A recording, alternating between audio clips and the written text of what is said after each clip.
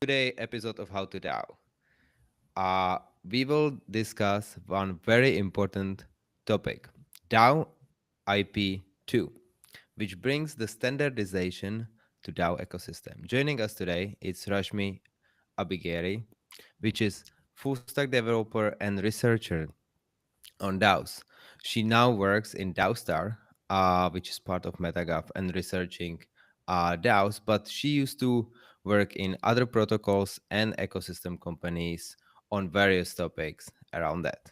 And now, Rashmi, we would like to learn first about you. So, welcome here and tell us more how you actually got into DAOs and what inspired you to get on this journey. Thank you, Vangar. Hey everyone. Hi. Um, so I got into Web3 ecosystem through hackathons. In 2020, I had just graduated from college with a bachelor's in computer science. And I was interning 1 year before that in an architecture visualization company, and I was a front end developer. And while working on this and as being in the dev circles, I came across one of my friend shared this Gitcoin platform, and I participated in one of the hackathon where I won a bounty, and that was like, okay, I can be in Web3 without actually like I. It's not a requirement exactly to be no full smart contract developer. So I did learn a smart contract slowly later. But yeah, that was my entry into the Web3 ecosystem. I loved the open source, public goods, and all the vibes. I mean, I entered for the vibes. Um, and then, yeah, I kept on doing hackathons after the Gitcoin bounty thing. Um, which brought me into Web3 ecosystem more, and I kept learning about the frameworks and stuff. Um, so when I got deep into it, there were three verticals, which were like DAOs, NFTs, and DeFi. DAOs were like more approachable for me because in college I also used to do um, little bit of animal welfare, and in animal welfare communities, the way they're organized is like there's one big public community where if you need any help with animal welfare, like say you need to get a kitten adopted or a cat adopted, you join this group and then you start participating, start sharing your needs and wants, and then yeah, you're active. And then if um, based on how active you are in this group, if you're helping more than for yourself, like you're also helping others and everything, you get pulled into a separate group, which is a group of like active animal welfare people who get to like make decisions, foster partnership with local veterinary hospitals, um, and um, and yeah, and have this collaborations like, hey, if there's an emergency, uh, please allow us to send the pets to you, and we can maybe get like a few percentage off, or maybe we can get the bill later once we raise funds. And also, you because it's animal welfare, like when people um, need help for their pets they found, or any cat or dog that they found, they kind of raise funds. Like they say, this is the bill, this is what happened, I'm raising funds for that. They usually post it in the group, or on their things, on their social media. So DAOs for me was like, hey, welfare programs and this like it's so bottom up, and it's not like just because a couple of active people are pulled into major decision making. We still involved the people who are newcomers who needed help and everything. So I saw DAOs as like they could be really good tools for and welfare programs, and which are like ground up from the bottom. Um, That's awesome. yeah. Yeah, no, Um, like I can see that, like how, especially when you got connected through Gitcoin. and Yes. the vibes there, and really supporting open source, which is not animal welfare, but it's still like Yes. for good cause, you know. Yeah. We can still bucket it in the good cause part, and really like the community, the team is working on something which is pushing, some impact to the world. So definitely, understand why you got so excited about Yes. DAOs. And like Yes. now you stayed at Naus, so you did some research later as well, and like got deeper into DAOs. Is that correct? Yes. In DAOs, like I kept before I used to work for a company where they used to aggregate DAO voting platform. The Boardroom, Cube, where the boardroom. Okay. yes, I worked used to yeah, that was the first DAO project that I worked with, and I was managing integrations there, where like, hey, you're a new DAO, let's integrate, then you can vote on voting platform. So then later on, I got connected to DAOstar through Aman, and I met him in DAO Tokyo, and then we kept in touch. And when I was looking for a job, I reached out, and it was available. So that's how I got into DAOstar. Um, Yeah. and yeah, like also with the open source side of things, you mentioned perfectly, like Gitcoin, and like that was one another reason why I got pulled into Gitcoin, because as a developer, and I also studied computer science, um, open source is how we learn, like how we learn how to build things, and it was yeah, it truly made sense. And I think um, before, like a few years ago, Levels.io, I think they kind of popularized this open startup things, and Hmm.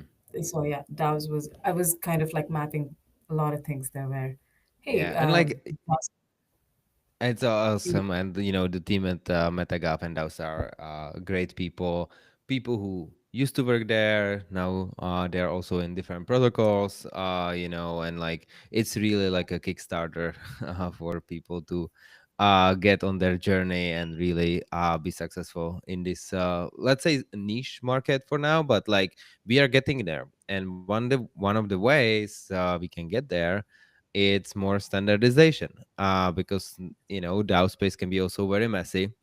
So we as an industry introduced this new DAO IP2, and which it's called also DAO registry.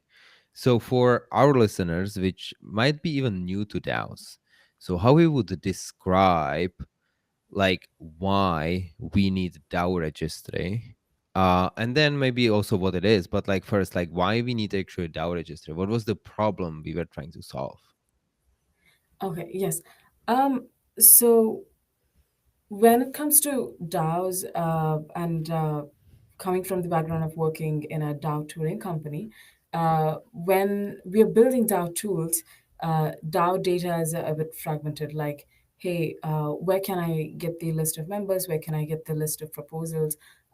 It's just like DAO metadata is just organizing DAO data. And once you organize important information about a DAO, it helps with many things, be it regulations, be it interoperability with other DAO toolings. It's kind of like how NFT has NFT URI. DAOs would have DAO URI. That was the vision for DAOIP2, which is a EIP standard called EIP 4824.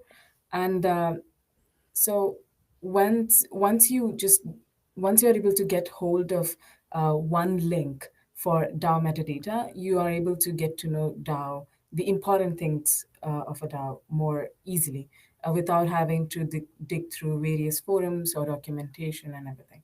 I'm not saying you're not supposed to do that. That is kind of necessary when it's like decentralized participation and stuff. But you get the like brief, like what are the important things, who are the members, what are the proposals, what are the major contracts of the DAO.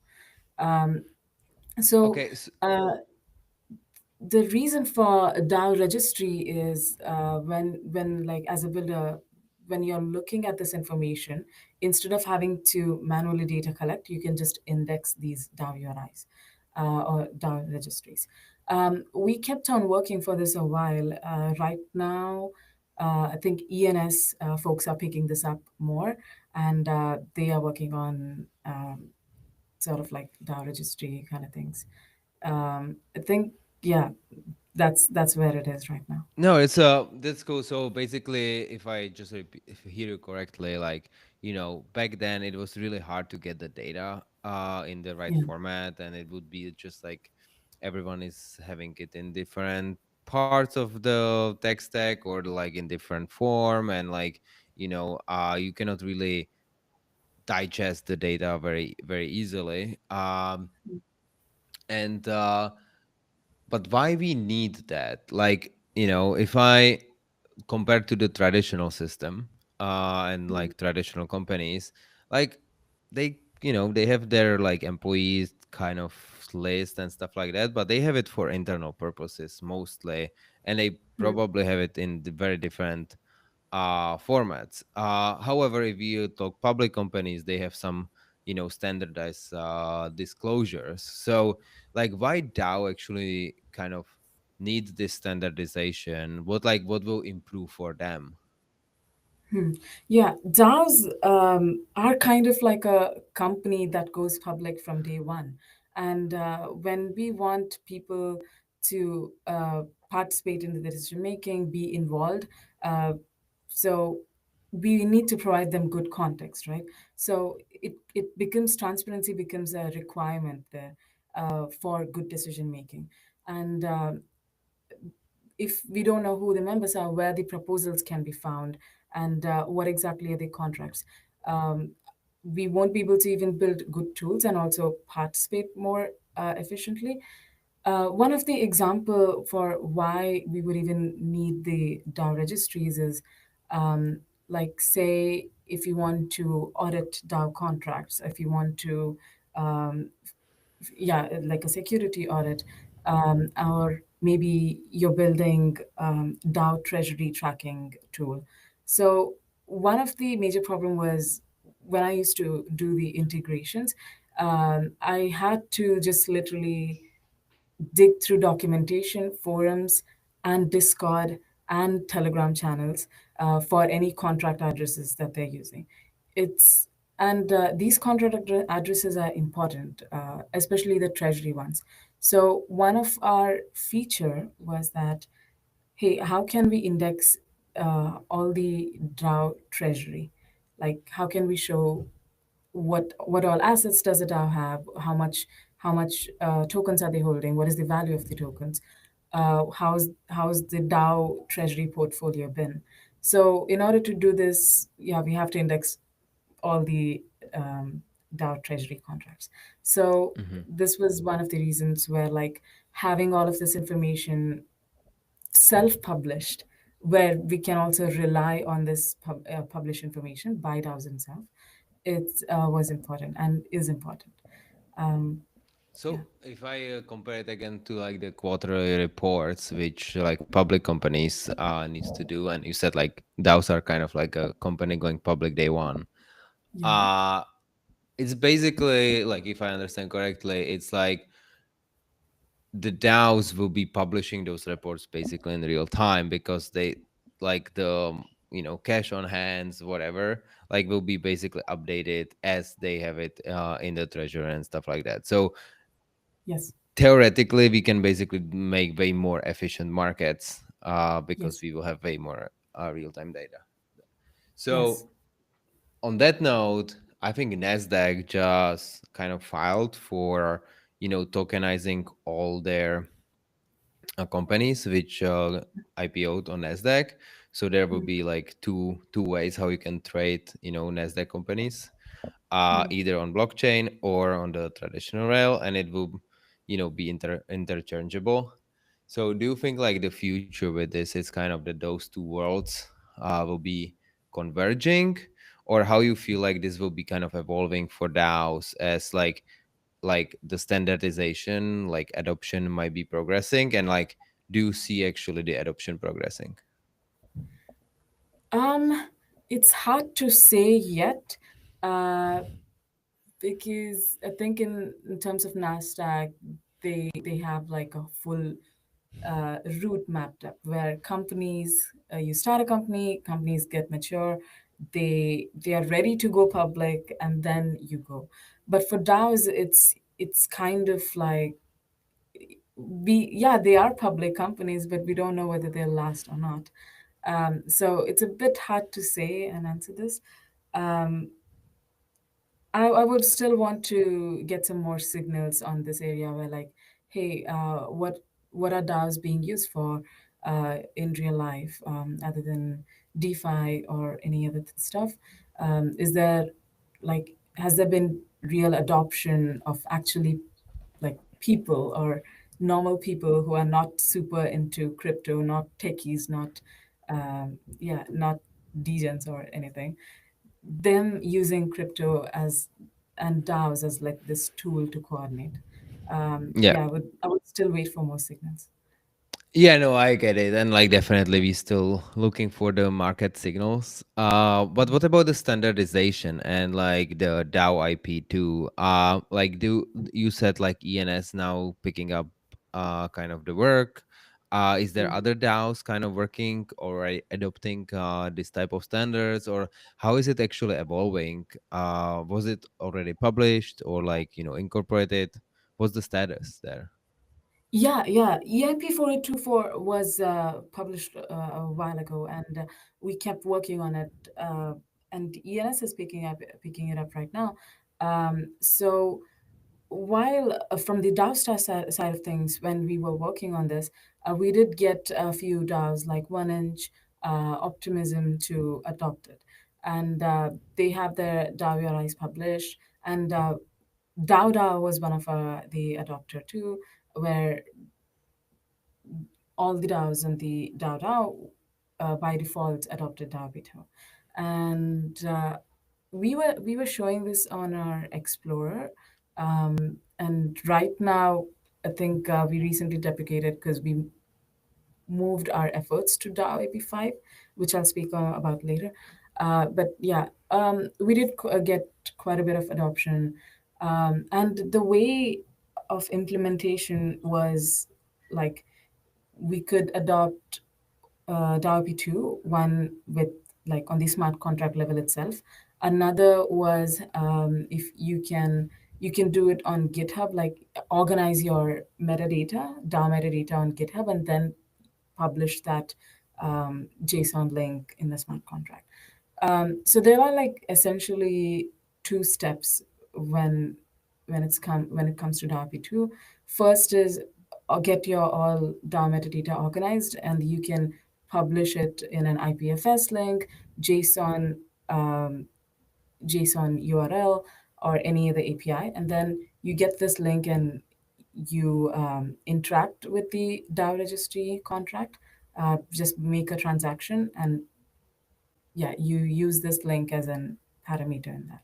So Mm-hmm. it just becomes like a, yeah, So it's not I'm like a fully DAO. automized yet. Like there is probably still like, like little manual input needs to be done. But like as you are saying, like some of the major DAOs like Optimism already adopted it and are using it, and ENS it's progressing on it as well. Is it ENS like adopting it itself, or is ENS, because ENS, for the our listeners who are not familiar, it's Ethereum name service, so they kind of does different registries by default.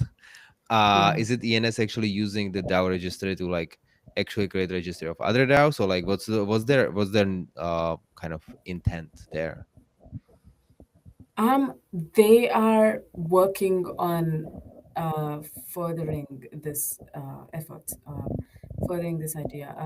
They themselves are not adopting it because on our end of things, um, we wind it down. I'm not completely working on it, but we have, yeah, lessened efforts and prioritized other diabetes that we wrote. Think yeah, Arnold and I think Jake, I think they're working on it, and I think they're also publishing. a bit of what's going on that side in their forums too. Um, yeah, Okay. I So, think. so you depreciated on your side. So, what excites you now? What you are actually working on? Right now, we focused on the grant side of things and we built many other DAO IPs on the first one itself. DAO IP2 was the first one, and then we also wrote a bit of proposals, metadata organization, attestations, metadata organizing, and then DAO IP5 was like for grants metadata, and that's been picking up quite well, and that is what is exciting.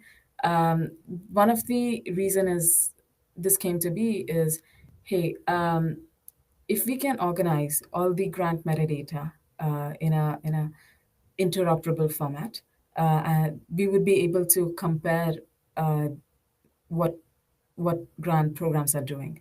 Like, hey, can we compare grant program A with B on how they are doing with quadratic funding, or we can compare and analyze how much did grant program A fund for DeFi or infrastructure versus B, and if we do this for like we are working on providing ecosystem wide grant analysis where we want to index all the grant programs in web3 and standardize their data and give comparative analysis, so we would be able to provide how much funding went into infrastructure or public goods in this quarter, because essentially like grant funding data is who gave how much to whom and when. And there's also a loosely defined category associated with it, whether it's like open source or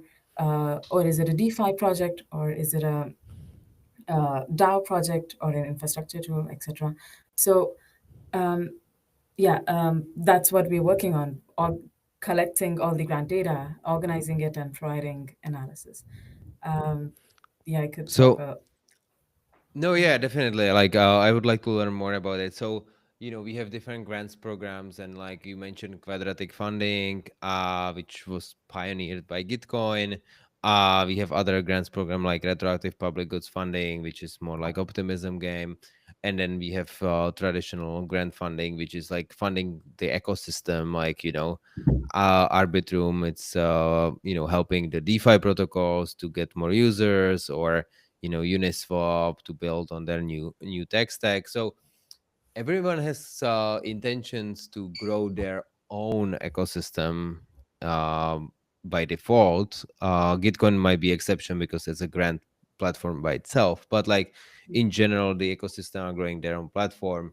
So what are you actually comparing? Like, are you helping those grants providers, like, hey, your grants program should learn from the other DeFi platform grants program because they are actually growing way faster and distributing way less? Or like, what's the intent on the like standardization and like measurements of the grants? Yeah, yeah, you spoke to the impact side of things, and in order to at least like measure impact and Hmm. analyze what they're doing, we first need to like collect the data. Um, right now, we only provide analysis. We can't really say, hey, they are doing better job or they are doing Yeah. great job or something. Um, feel like it would be highly contextual, and we want to know what the targets are, but unless we work with them closely. But when we collect grant data, we can get funding patterns like, hey, this grant program funded distributed X amount of money among Y amount of projects, Y number of projects, and was was like 100K distributed among 100 projects or 10 projects. And kind of like just seeing the funding patterns also gives grantees an insight into how a grant program performs and what's their priority or what they're like. And also, it also helps us understand the priority shifts, whether be it change in priorities from public goods to something else, or Hmm. change from infrastructure to more consumer side apps, etc. This is actually very important for our audience because some of them are like builders, like new Yeah. builders into the space, and everyone is looking for funding.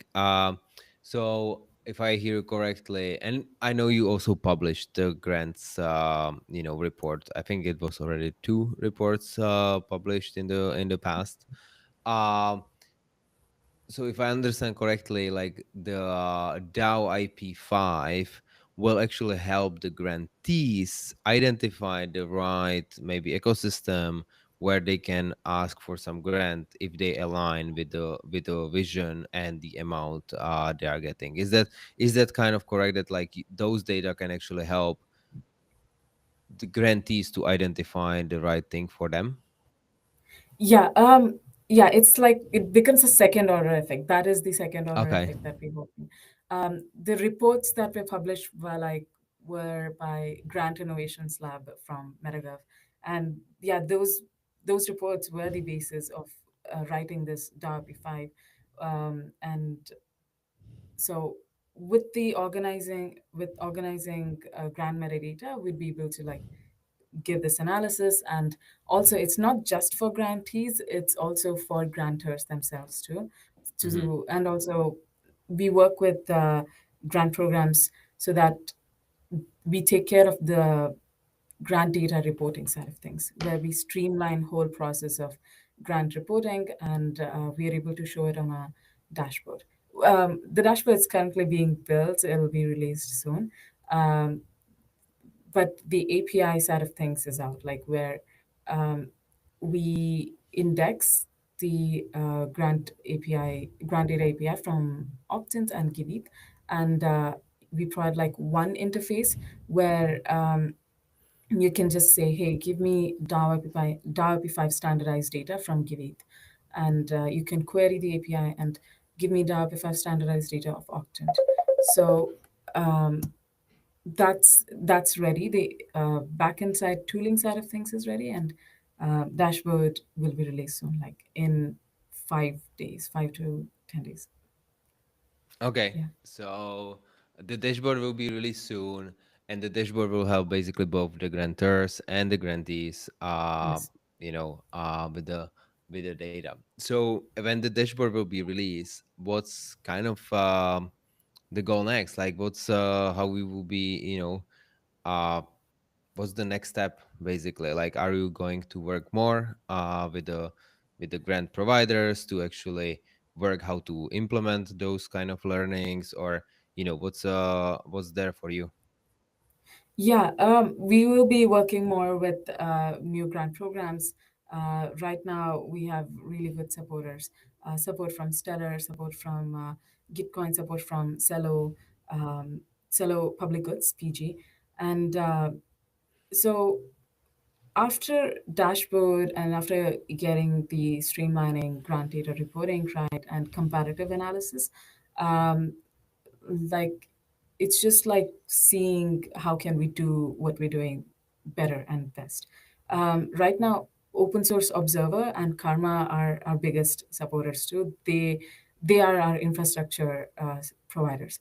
So OSO index all of the Web3 data in their massive data lake, and we are using the part of that data lake for grant data, and we create grant data lake, put everything there, and yeah, we're able to. Yeah, we couldn't be doing this without OSO and Karma. Okay, well, that's great. So thank you for the supporters supporting Yes. those projects which is pushing the DAO infrastructure forward, and making it better.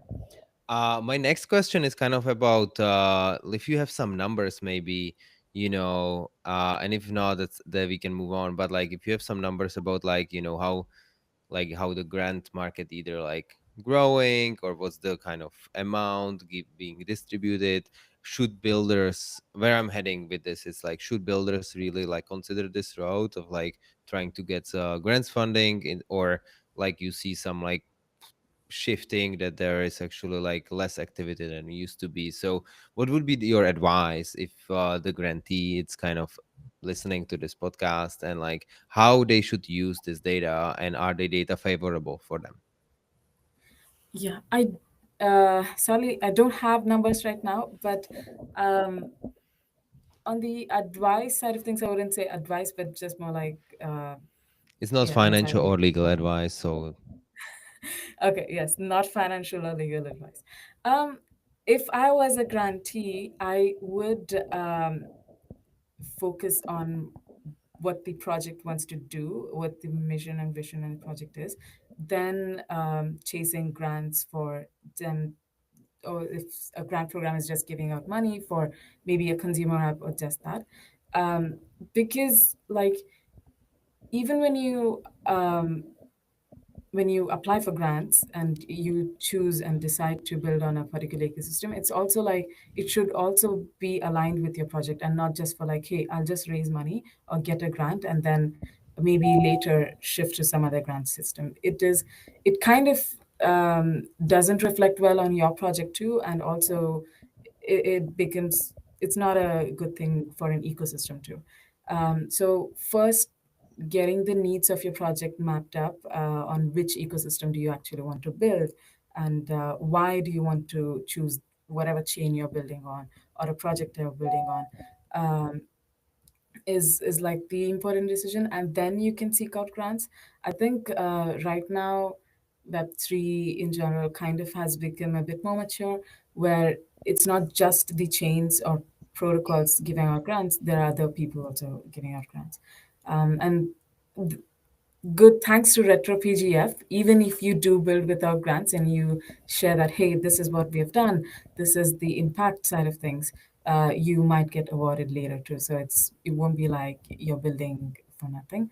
um, yeah, those are the things I would like to say. And I think, yeah, building yeah. project focus is the most important thing. Yeah, no, I agree. Like first, if it's like a actual business, it's not just like open source or something. Like focus on like what you want to build, what you want to achieve, and then might be someone who will fund you, and it might be grant, it might be VC, it might be Yeah, accelerator yes, program, it might be your customer. You might be actually selling to customers, and like they will pay for the service, and you can get funded through the old-fashioned way, like you sell service or product for money, yeah, which hasn't been done in Web3 for a while, but I believe we might get there with like more consumer focus.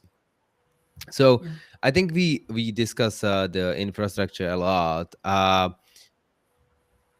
I think the last part I would like to more turn into like what excites you actually about DAO and Web3, like why you want to keep like pushing the boundaries and improving the market, and is there anything like our listeners should be checking out when they are joining this crypto to get the good vibes, same as you did? Yes, thank you. um, for me, one of there were various reasons why I got into Web3. Um, one was like the DAO side of things, the animal welfare. I could see it as a good tool. Another was open source, and for me, ideally, like I want to be building a good product or a good service, like something that does have a good impact.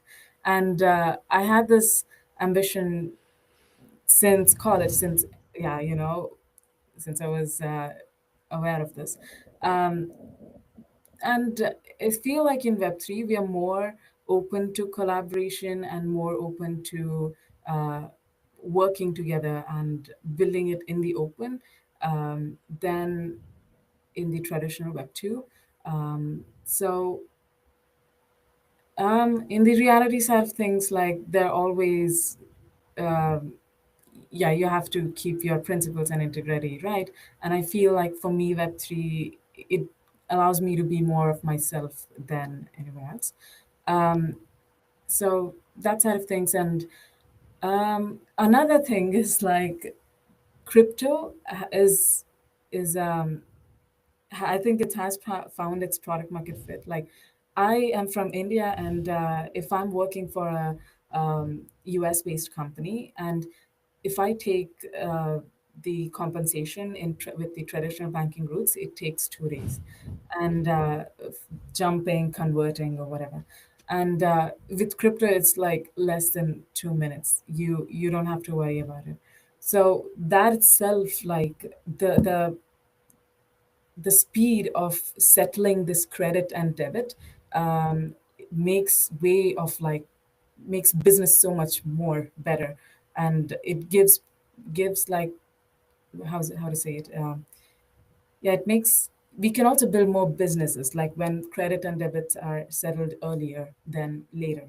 So companies, or even people like just me, I can spend on things, I can commit on spending to different things, etc.